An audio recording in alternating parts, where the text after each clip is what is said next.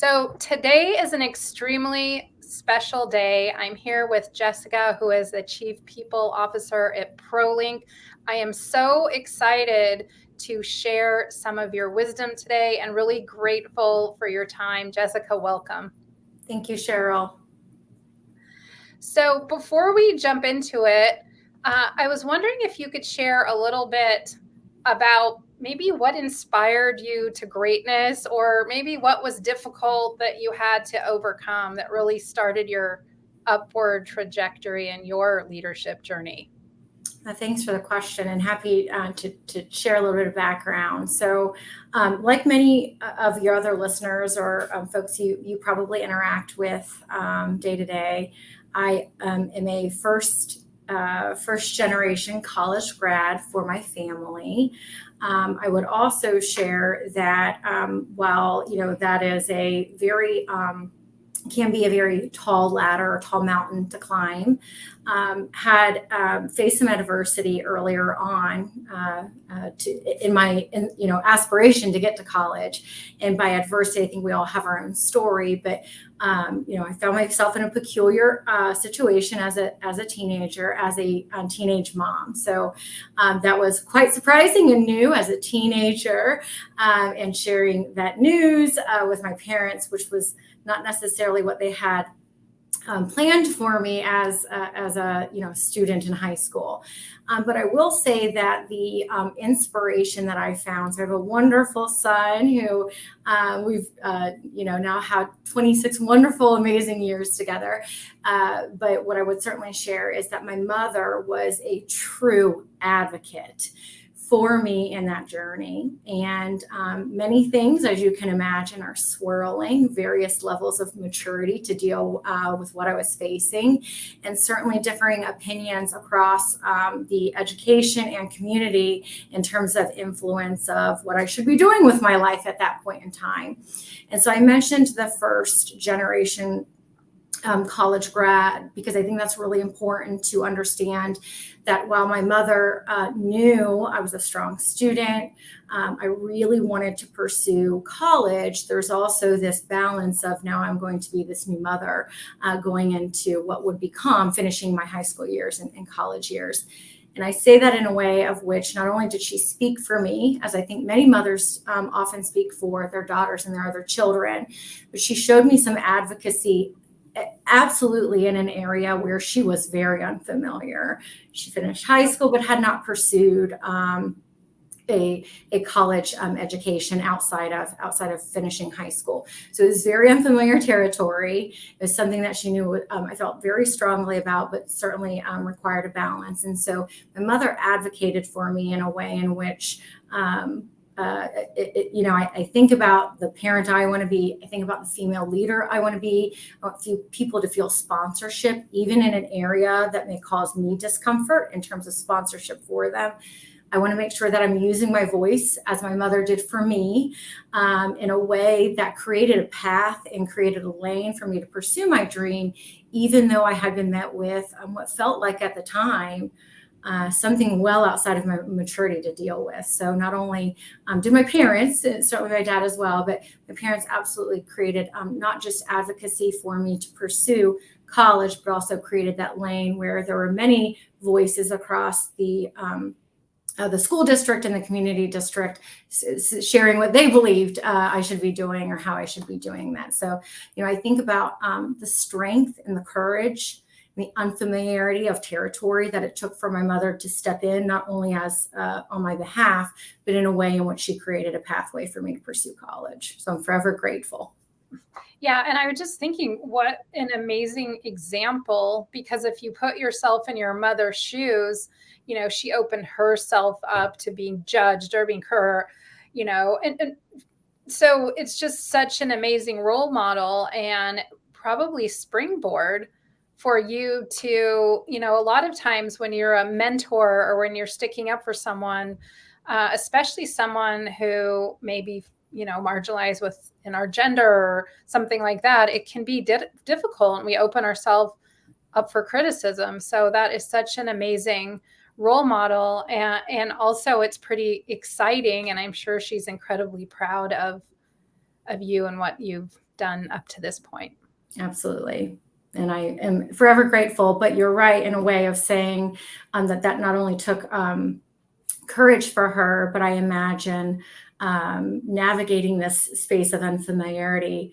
I'm sure she questioned at times, am I maneuvering in the right way? Am I doing the right things?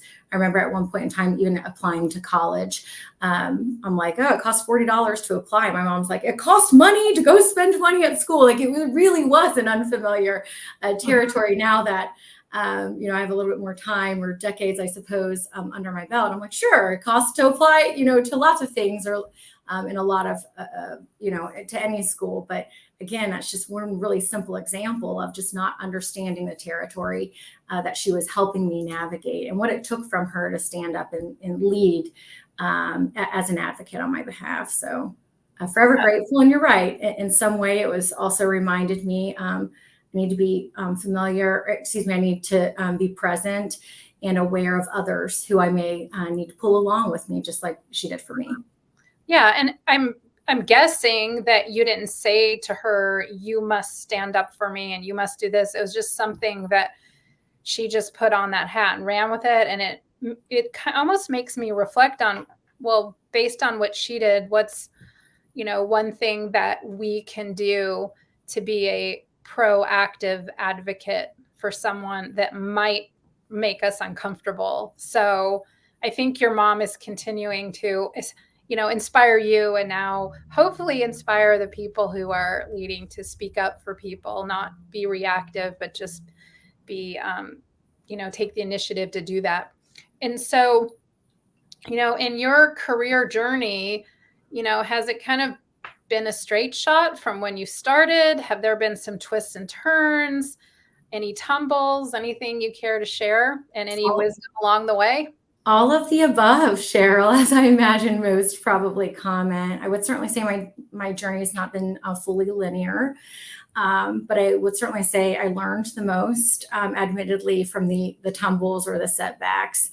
And as I mentioned early on, my first pursuit or undergraduate was actually in criminal justice. And so did several years of a tour, a professional tour, if you will, inside of a juvenile correction facility, and really loved the work. But it is social work, it's government work, and decided when I was pursuing a graduate program, hey, I want to pursue this thing called HR. Really had not worked inside of a for-profit organization.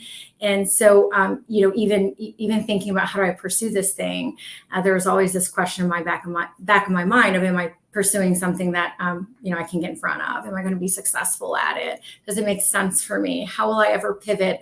All of these other folks who have been here longer than I have, or have a step ahead of me, are going to be that much further along. But the reality is, removing that doubt and learning from certainly questioning yourself, but making a very intentional decision to continue to move forward. I think you learn the most.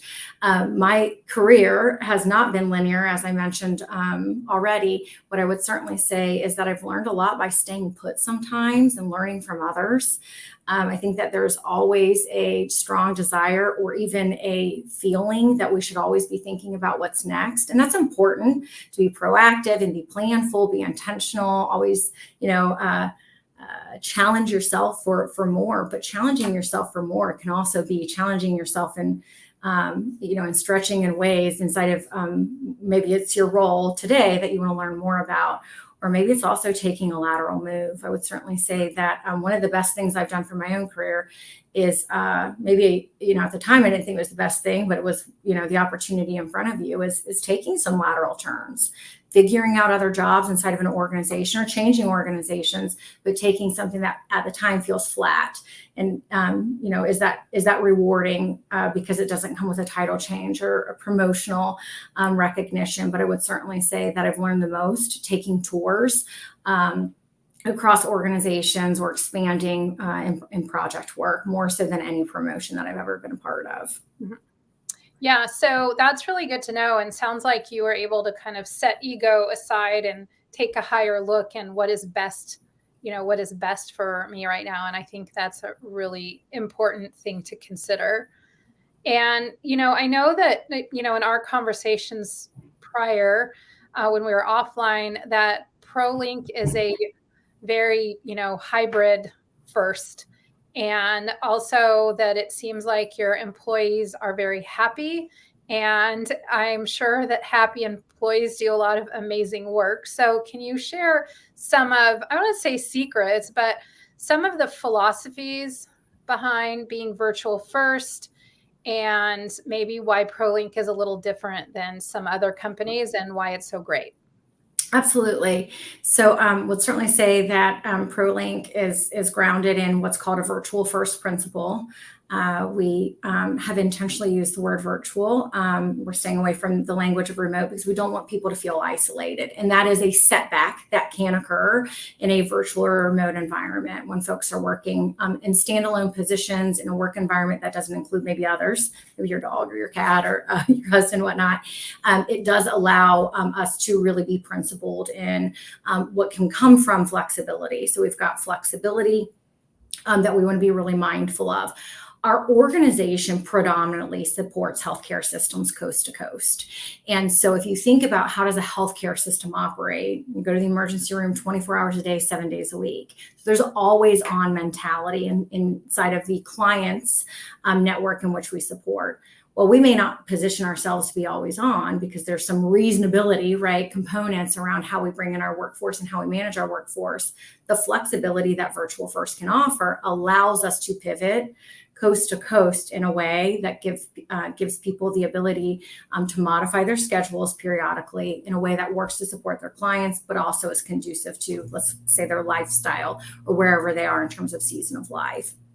So the philosophy is really rooted in how do we support a client that may expect that we're always on without setting that same expectation for our own organization, right? Culturally, we want to make sure that we have highly engaged people. People feel the autonomy and the authority to manage their own schedule, but do the work that we need them to do in a way in which is responsible and holds them accountable. So it's a really important component that we balance this always on mentality based upon the client expectation, but also understood that that is a really hard thing to be culturally. And we did not want to separate ourselves. We didn't want to separate or segment our fracture is probably a better word. We don't want to fracture the culture that we already had. So the flexibility that virtual brings to us has been of uber importance. As you can imagine, I'll share, I've already shared, I am a mother. I'm a mother of 4, actually. So besides my son, I have 3 more following him. But as a mother of 4, I mean, I remember the days, I don't have anybody who's in childcare today, but it's costly. And so, we afford, the ability to work in different time zones. Maybe that time zone is conducive to getting your kids to school, so you're not paying someone else to do it, or getting your kids off of the bus, so you're not paying someone else to do it, because you can get your work hours in and your work that you're accountable for before kids leave for school or after they leave for school. So there's a cost saving component in terms of that flexibility that I think is afforded and appreciated by our workforce.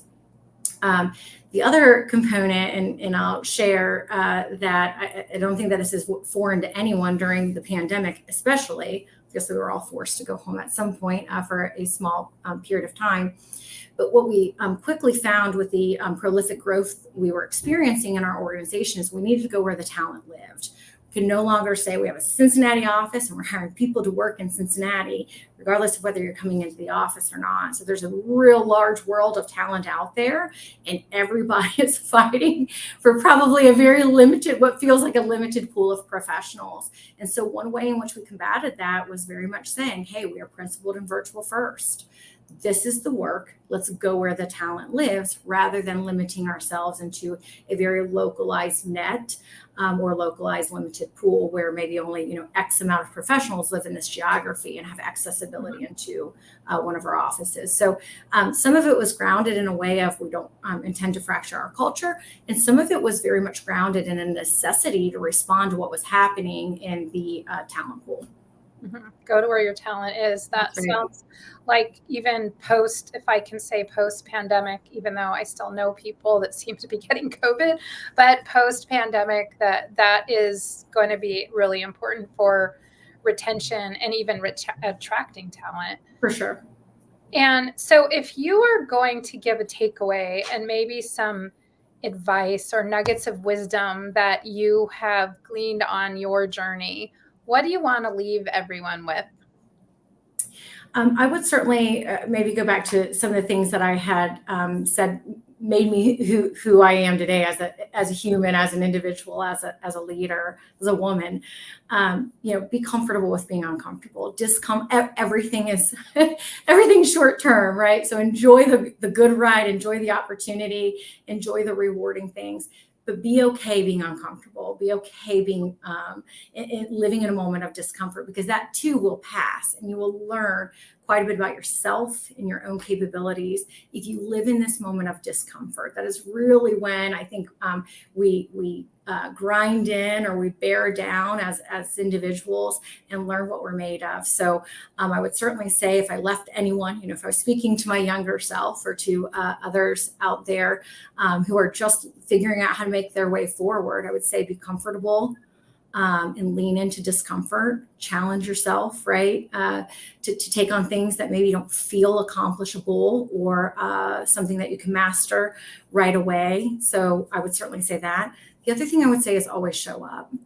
And one of the things I learned really early on, and this is from a leader I had, probably midway in my career, and sharing with him something really, I was so embarrassed. I don't remember what it was. That's the point, is it's inconsequential now. But the advice he gave me in the moment was, I said, I can't even go to that meeting. I'm so embarrassed. I'm just going to send this email, or whatever it was. He was like, always show up. And that stuck with me. Go be present. Fill your space, use your voice. People make mistakes. It's okay. What's really important is that you own it. You're showing up, you're representing yourself or the others who you have a responsibility to. And so I would certainly say those are the two things that I wish I knew earlier on. It's okay to be uncomfortable. You grow significantly, probably more so there than anywhere else, and always show up and fill your space. Mm-hmm. I love that so much, to always be bold and show up, and sounds like you mean have a bigger voice and fill your space.